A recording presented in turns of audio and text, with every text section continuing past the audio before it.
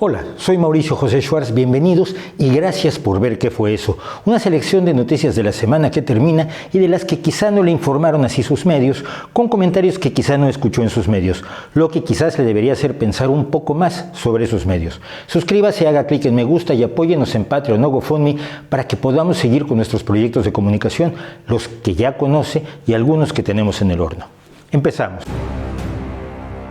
El gobierno estadounidense sigue cerrado. Más datos en nuestro episodio de la semana anterior. Los berrinches de Trump siguen sucediéndose, de modo que no hay posibilidades de que dejemos de hablar de él en un largo tiempo. Quizá hay que hacer una sección que se llame algo así como los Estados Unidos de qué fue eso. En el capítulo de esta semana, además de muchas otras cosas, el New York Times informó que después de que Trump despidió al director del FBI, James Comey, y al día siguiente se lo presumió al embajador ruso Sergei Kislyak y al ministro de Exteriores ruso Sergei Lavrov en una extrañísima visita que hicieron al despacho oval de la Casa Blanca, donde les contó incluso detalles de una operación secreta israelí. El propio FBI comenzó una investigación de contrainteligencia destinada a determinar si Donald Trump es un espía ruso, si ha trabajado para Rusia o si es simple y sencillamente un títere involuntario de Vladimir Putin, como si alguna de las opciones fuera mejor que la otra o como si las dos no pudieran coexistir en el tiempo. Además, se sigue consolidando la convicción de que hay algo enormemente cuestionable en las relaciones entre el presidente de Estados Unidos y el de Rusia. El Washington Post reveló que Trump ha hecho esfuerzos fuera de lo común a fin de ocultar el contenido de las 5 conversaciones que ha tenido con Putin desde que comenzó su mandato. Incluso le ha quitado sus notas a uno de sus intérpretes.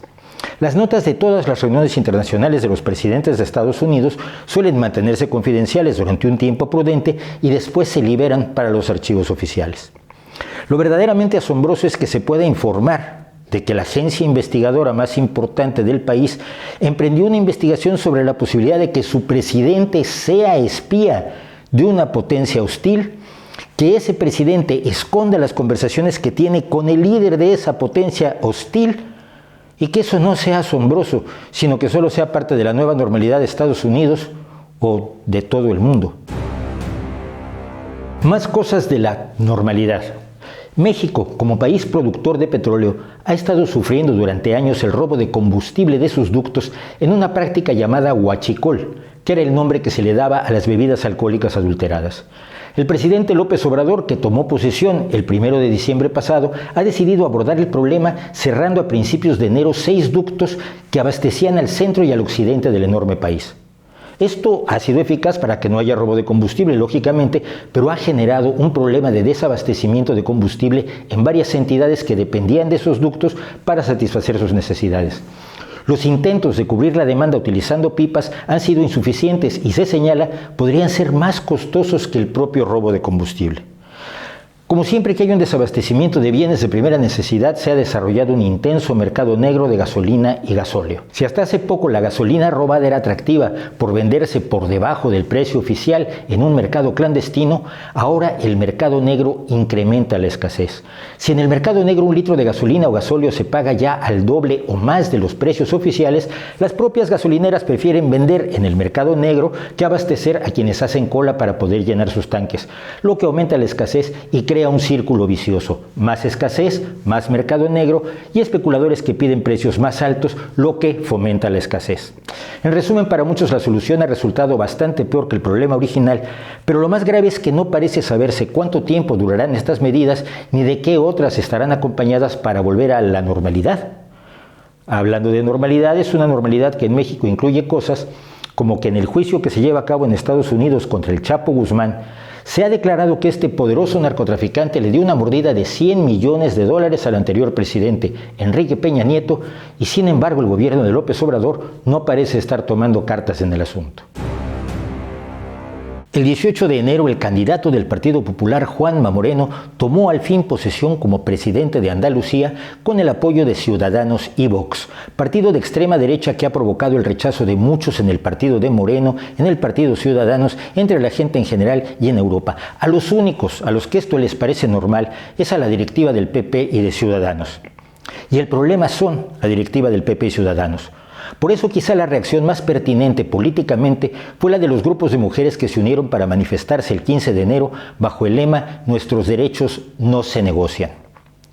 Mire usted, Que haya extremistas que solían estar callados y masticarse el hígado en silencio y que hoy se envalentonan empujados por un grupo marginal con delirios musolinianos no es extraño. Siempre han existido y siempre existirán. Pero lo que les puede permitir dejar de ser irrelevantes es precisamente que los reconozcan como interlocutores válidos, quienes presuntamente favorecen el camino de la democracia, no entendida como el acto de emitir votos, sino como un sistema de valores y principios que hacen que la emisión del voto sea una expresión válida del sentir popular, por equivocado que puede estar en un momento dado. Aliarse con este tipo de marginales nos recuerda la fábula del escorpión y el sapo, y es la mejor forma que tienen los partidos conservadores de inmolarse en un suicidio irreversible. Y si no, que se lo cuenten a los militantes del Partido Liberal Italiano de Luigi Facta, el hombre al que Italia le reclama que podía haber parado a Mussolini, pero no tuvo el valor necesario para hacerlo.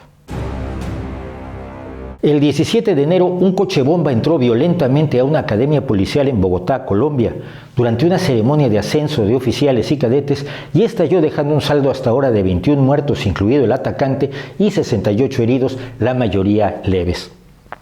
Es el peor ataque terrorista en Colombia en 16 años, parte de un pasado donde este tipo de ataques eran frecuentes tanto por parte de las guerrillas activas como de los paramilitares y los narcotraficantes, además de los puntos de unión y traslape entre ellos. No es gratuito entonces que las primeras investigaciones de la policía señalen al Ejército de Liberación Nacional, el ELN, el único grupo guerrillero que no ha firmado la paz, a uno de los cárteles de drogas o alguna fracción disidente de las FARC, que declararon el fin de las hostilidades y se incorporaron a la lucha democrática en 2017. Por otro lado, del día 15 al 16 se desarrolló un atentado terrorista en el complejo hotelero Dusit D2 en Nairobi, Kenia, en el que fueron víctimas un británico, un australiano y un estadounidense, además de 16 ciudadanos de Kenia y 2 de otras nacionalidades africanas hasta hoy desconocidas, sin contar, claro, a los 5 terroristas. La autoría del grupo se le atribuyó al grupo Al-Shabaab, afirmando que era una respuesta al reconocimiento de Jerusalén como capital de Israel por parte de Donald Trump. Considerando que la cadena hotelera Dusit fue fundada en Bangkok, Tailandia, y allí mantiene su central de operaciones y la mayoría de su capital, la lógica de los terroristas resulta absolutamente incomprensible. O puede que no sea tan incomprensible. Cuando se enloquece ideológicamente y personas o instituciones o países muy diferentes llegan a parecerle al fanático exactamente los mismos, cuando una cosmovisión se vacía de contenidos hasta considerar que solo hay una fuerza del mal en el mundo y que donde quiera que se perciba el mal está esa fuerza, algo que caracteriza a muchos movimientos antisistema con su triste simpleza y ausencia de profundidad en su análisis del mundo, se puede entender el origen al menos de la enorme estulticia que implica atacar un hotel tailandés en una capital africana, matando a muchísimos africanos, y creer que así se afecta a Donald Trump y a lo que se le ocurra hacer en Israel. O matar a unos policías como si eso fuera a traer la revolución proletaria a una Colombia harta de sangre. Siempre es útil recordar que en el mundo se suceden continuamente numerosos ataques terroristas, principalmente de grupos en guerra o de organizaciones islamistas, cuyas víctimas generalmente son musulmanes, pero que no llegan demasiado a nuestros medios. Es el momento de abrir el archivo Kafka. En la televisión china, la censura incluye difuminar las orejas de los hombres, no de todos los hombres. Me explico. Dado que China está rodeada de un cortafuegos, mediante el cual el presidente Xi Jinping y su gente deciden lo que pueden ver en Internet o no sus 1.400 millones de súbditos, en lugar de Twitter tienen Weibo. Sin embargo, incluso esa plataforma, fiel al partido y al gobierno, ha visto una tendencia o trending topic que exhibe la extraña práctica de la televisión china de difuminar las orejas de sus actores y cantantes. En China, todas las televisoras son estatales y están sujetas a censura, y esta censura implica la cultura del hip hop, los tatuajes y los símbolos LGBT. Y esto es lo que parece que piensan los censores de los actores y cantantes que usan pendientes. La idea de la censura es que no se noten los pendientes, aunque claro, basta ver a un actor o músico con los lóbulos de las orejas difuminados o pixelados para saber que trae pendientes, con lo cual la censura se exhibe a sí misma. La buena censura no debe notarse. Lo inquietante para la dictadura china es que los usuarios se han indignado usando el hashtag "las estrellas de televisión masculinas no pueden usar pendientes", pero en chino. Algunos usuarios denuncian que esto es discriminación y piden igualdad. Aunque sería curioso que un grito por la libertad en China comenzara con una protesta por los pendientes de las estrellas de la televisión, también es cierto que muchos usuarios están de acuerdo con la medida porque consideran a los pendientes afeminados, cosa con la que estarían de acuerdo varios trogloditas que conocemos por este lado del cortafuegos chino. Hay noticias que nunca se van, como la eterna crisis de Oriente Medio o las pugnas al interior de la izquierda, pero algunas tienen un buen final y es bueno darles un epílogo.